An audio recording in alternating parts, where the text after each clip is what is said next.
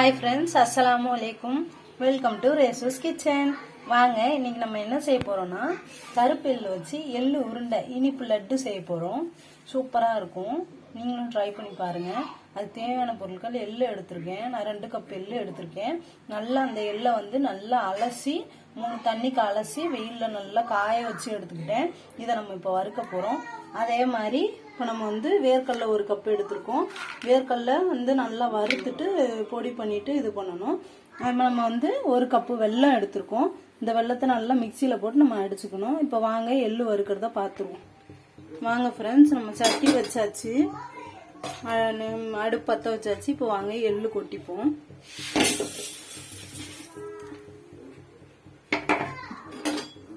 அந்த எள்ளு வந்து நல்லா பொரியிற சவுண்டு கேட்கணும். அந்த அளவுக்கு வறுக்கணும். எள்ளை கரிச்சிடாதீங்க, சிம்லேயே வச்சு வறுத்துக்கோங்க. பாருங்க ஃப்ரெண்ட்ஸ், நல்லா பொரியிற சவுண்டு கேட்குது. இந்த மாதிரி நல்லா பொரியணும் எள்ளு.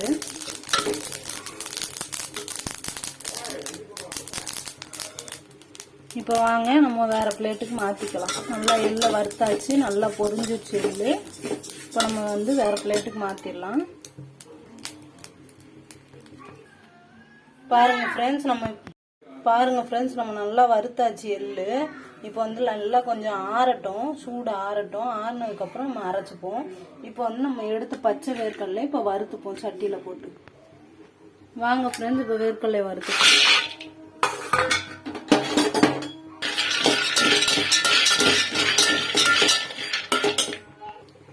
பாருங்க ஃப்ரெண்ட்ஸ், நல்லா வறுத்தாச்சு. நம்ம எப்படின்னா நம்ம செஞ்சா தோல் உரியணும், அந்த அளவுக்கு வறுத்தா போதும். இதை இப்போ ஒரு பிளேட்டுக்கு மாற்றிக்கலாம். வாங்க ஃப்ரெண்ட்ஸ், இப்போ வந்து நம்ம எடுத்து வறுத்து வச்சுருந்தோம்ல அந்த எள்ளை வந்து பொடி பண்ணிப்போம்.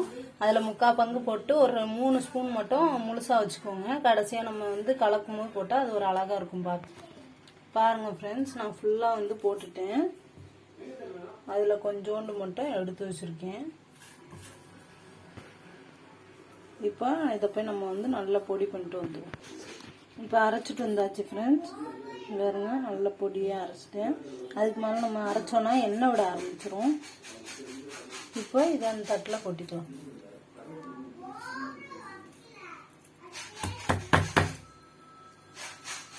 அடுத்து நம்ம வெல்லத்தை பொடி பண்ணிப்போம்.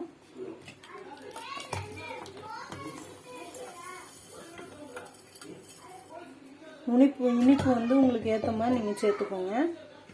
இப்போ இதை வந்து பொடி பண்ணிட்டு வந்துடும்.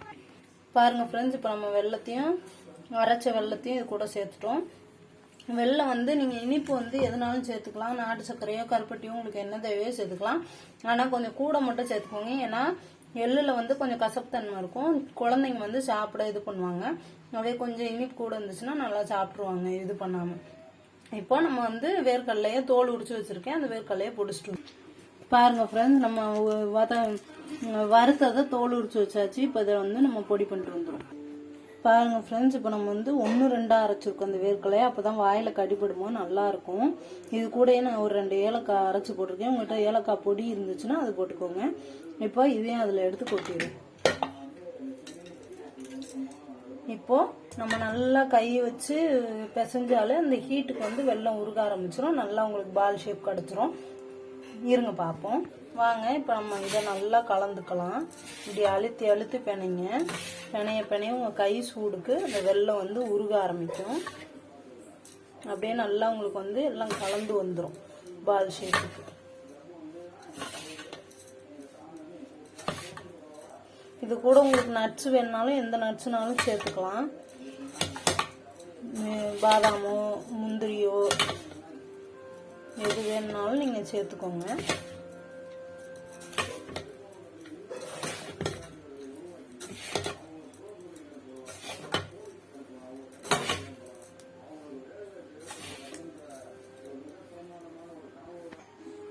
பாருங்க ஃப்ரெண்ட்ஸ், நம்ம பிணைஞ்சாச்சு. இப்போ நம்ம உருண்டை பிடிச்சிக்கலாம். ஆனால் வந்து நம்ம பிணையும் போது நல்லா ஒரு 1/4 லிட்டர் எண்ணெய், உங்களுக்கு நெய் வேணால் நெய் சேர்த்துக்கோங்க. நான் வந்து எண்ணெய் சேர்த்து பிணைஞ்சேன். நெய் எங்களுக்கு பிடிக்காது. எண்ணெய் சேர்த்து பிணைஞ்சேன். நல்லா ஒரு 1/4 லிட்டர் எண்ணெய் வரைக்கும் இழுக்குது. நம்ம பிணைய ஊற்றி பிணைஞ்சாதான் இந்த அளவுக்கு உருண்டை வரும். அதே மாதிரி நீங்களும் பிணைஞ்சுக்கோங்க. இந்த அளவுக்கு இருக்கணும். நம்ம எடுத்தா எப்படி இருக்கு பாருங்க, எண்ணெய் அப்படியே தெரியணும் வெளியில. அப்பதான் நம்ம உருண்டை பிடிச்சா உருண்டை பிடிக்க வருது, இல்லைன்னா தூள் தூளா ஆயிடும். இந்த அளவு பார்த்து வச்சுக்கோங்க. பாருங்க, நல்லா இறுக்கி டைட்டா உருண்டை பிடிங்க. பாருங்க, உருண்டை சூப்பரா வந்துருச்சு. ஆனா எண்ணெய் வந்து நிறைய சேர்த்துக்கோங்க. சேர்த்து பிணைங்க. கொஞ்சம் கொஞ்சமா எண்ணெய் சேர்த்து சேர்த்து சேர்த்து பிணைங்க. அப்பதான் உங்களுக்கு உருண்டை பிடிக்கிற அளவு வந்து தெரியும் எப்படி இருக்கு என்ன ஏதுன்னு.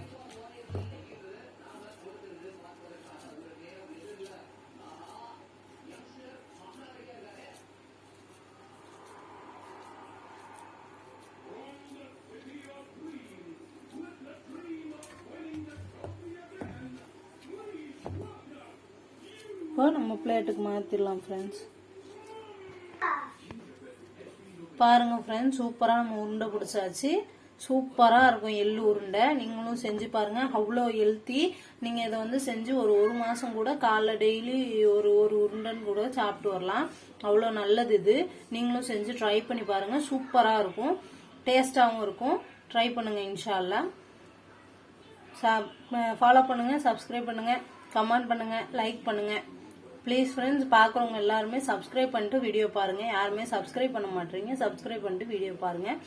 வீடியோ எண்டு வரைக்கும் பாருங்க. அப்பதான் எல்லா ரெசிபியும் எப்படி நம்ம கடைசி வரைக்கும் செய்யறோம்னு தெரியும் இன்ஷா அல்லாஹ். அஸ்ஸலாமு அலைக்கும் ஃப்ரெண்ட்ஸ்.